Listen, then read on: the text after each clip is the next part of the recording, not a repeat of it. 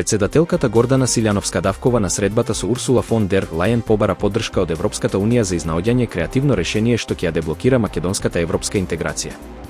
Таа нагласи дека приемот на земјите од Западен Балкан не е само проширување, туку и прашање на европска безбедност и стабилност. Силјановска изрази подготвеност за нови разговори со Бугарија веднаш по локалните избори, истакнувајќи дека, за разлика од Балтикот каде земите членки помагаат на соседите, некои на Балканот го блокираат патот кон Европската Унија. Посетата на фон дер Лајен беше дел од нејзината балканска турнеја, при што се сретна и со премиерот Мицкоски и со председателот на собранието, Гаш. Директорот на финансиската полиција, Слободан Ивановски, изјави дека не се задоволни од работата на јавното обвинителство и побара промени, бидејќи голем број кривични пријави остануваат непроцесирани. Потврди дека меѓу нив се и предмети за лотарија и електростопанство на Македонија, каде постојат сомнежи за штети од големи размери. Најави и нови истраги во здравството и против актуелни функционери, како и активности за подобрување на истражните капацитети со техничка опрема.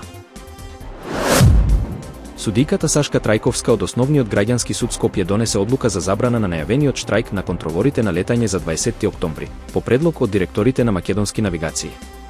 Иако не беше побарана времената мерка, судот сам ја изрече, повикувајќи се на непочитување на законската постапка за помирување. Синдикатот најави жалба и изрази незадоволство што не им била дадена можност да ги изнесат аргументите. Тие ја поздравуваат одлуката, со образложение дека штрајкот бил спротивен на законот.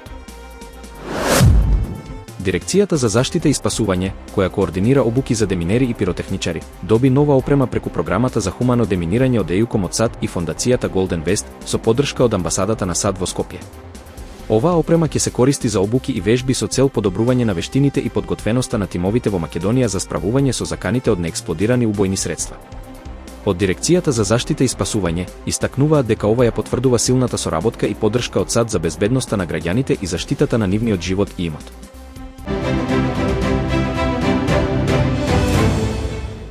Локалните избори во Македонија се различни од претходните, главно поради големиот број независни кандидати и големината на избирачкото ливче, кое достигнува половина метар. Изборниот материјал, вклучувајќи гласачки ливчиња и избирачки списоци, беше испечатен во печатницата Киро Дандарово Битола, каде процесот беше најсложен досега. Со полициско обезбедување, материјалот беше дистрибуиран до сите општински изборни комисии преку 17 тимови на Државната изборна комисија. Вкупно се испечатени над 4,6 милиони гласачки ливчиња за околу 1,8 милиони избирачи и 3.474 избирачки места. Локалните избори се најобемни досега, со вкупен буџет од околу 780.000 евра за изборниот материјал. Генералниот менаџер на печатницата потенцира дека најголем предизвик било печатењето и ракувањето со големите ливчиња, кои се поинакви од стандардните. Изборите ќе ги следат околу 1400 наблюдувачи, половина домашни и половина странски.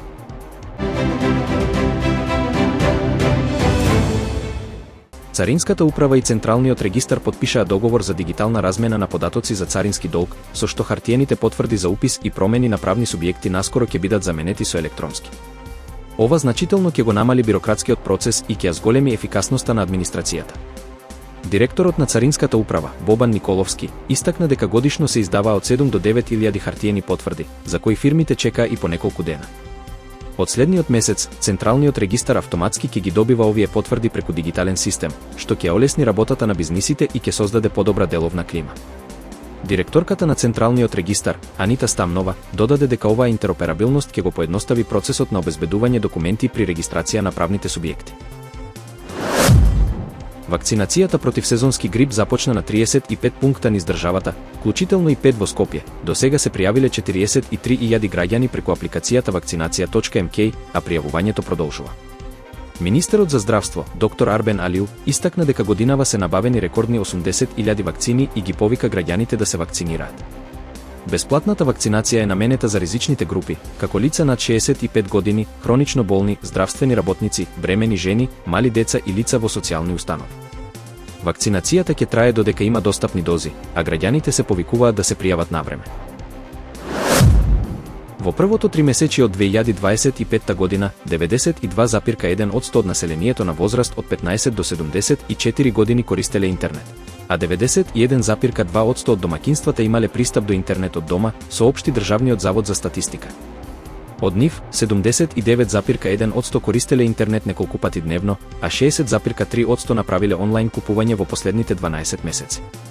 Најчесто користена активност преку интернет во домаќинствата е телефонирање и видеоповици преку апликации како Skype, WhatsApp и Messenger, а исто така и испраќањето пораки преку овие платформи е многу популарно. Во Албанија, по назначувањето на дигитален асистент со вештачка интелигенција како министер, група IT експерти предложија ви кандидат за градоначалник на Тирана. Тие создадоа виртуелен кандидат наречен Тирана, кој треба да донесе транспарентност и ефикасност во управувањето на градот. Сепак, не е јасно дали изборните власти ќе ја прифатат оваа кандидатура. Ова доаѓа во време кога судот треба да одлучи за одржување на изборите, откако поранешниот градоначалник е во притвор по обвиненија за корупција. Премиерот Рама претходно направи сензација назначувајќи дигитален министер за јавни набавки, што предизвика критики, но и внимание кон новите технологии во политиката. Хакан Тосун, независен турски новинар познат по еколошките и социјални теми, исчезна на 10 октомври и беше најден тешко претепан во Истанбул. По 20 часа беше примен во болница, но на 13 октомври почина. Две лица се уапсени, но истрагата се сомнева во неправилности и недостаток на докази. Јавноста и колегите бараат правда преку хаштагот соодветен на неговото име. Тосун остави значајна трага со своите документарци и репортажи, а неговото име се памети како глас на отпорот и заштитата на природата во Турција. Францускиот премиер Себастиен Лекорну ги преживеа двете гласања за недоверба откако најави суспензија на контроверзниот закон за пензии, што му донесе поддршка од социјалистите. Првиот предлог за недоверба доби 271 глас, а вториот 144, додека мнозинството е 289. Ова му донесе краток политички мир и ја смири пазарната неизвестност. Сепак, суспензијата на реформата, која треба да го зголеми старосното пензионирање од 62 на 64 години, има финансиски и политички последици за председателот Макрон. Лекорну исто така најави дека нема да го користи уставниот член 49.3, оставајќи поголема контрола на парламентот и непредвидлива политичка динамика во наредниот период. Европскиот парламент усвои извештај со мерки за подобра заштита на малолетниците во онлайн светот. Се предлага минимална возраст од 16 години за пристап до социјалните мрежи и платформи со вештачка интелигенција, освен ако нема родителско одобрување, како и забрана на штетни практики што предизвикуваат зависност и изложеност на опасни содржини. Европратениците бараат лична одговорност на менаџментот на платформите, забрана на алгоритми насочени кон малолетници и заштита од манипулирани слики без согласност.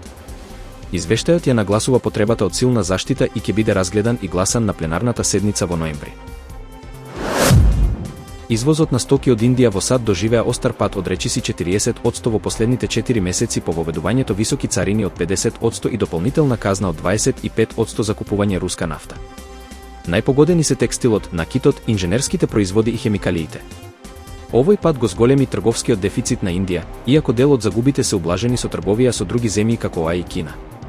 Трговските преговори меѓу Индија и САД се во тек, но остануваат несогласувања околу земјоделските производи, додека двете страни работат на продлабочување на соработката. Прехранбениот гигант Нестле ќе отпушти околу 16.000 вработени во следните 2 години за да ги намали трошоците, при што 12.000 ќе бидат административни позиции, а 4.000 во производството и снабдувањето. Извршниот директор Филип Навратил рече дека ова е тешка, но неопходна одлука за прилагодување на компанијата на променливите глобални услови. Целта е да се намалат трошоците за 3 милиарди швајцарски франци до 2027 година. Во првите 9 месеци од годинава, приходите на Нестле изнесувале 65,9 милиарди франци, што е мало намалување од 1,9% во споредба со лани, но со исклучок на флуктуации. Приходите пораснале за 3,3%. Компанијата очекува малку посилен раст во 2025 година. 4 кинески функционери беа отпуштени поради огнометот во Хималаите, организиран за лансирање на спортскиот бренд Arc'teryx, кој предизвика критики поради штетното влијание врз животната средина. Огнометот, во форма на змеј, предизвика загриженост кај локалните власти и јавноста. Arc'teryx и пиротехничкиот уметник кај Guoqiang се извинија, а властите истражуваат и други одговорни. Компанијата и уметникот се обврзаа да помогнат во обновата на животната средина во Тибет и да ги надоместат штетите.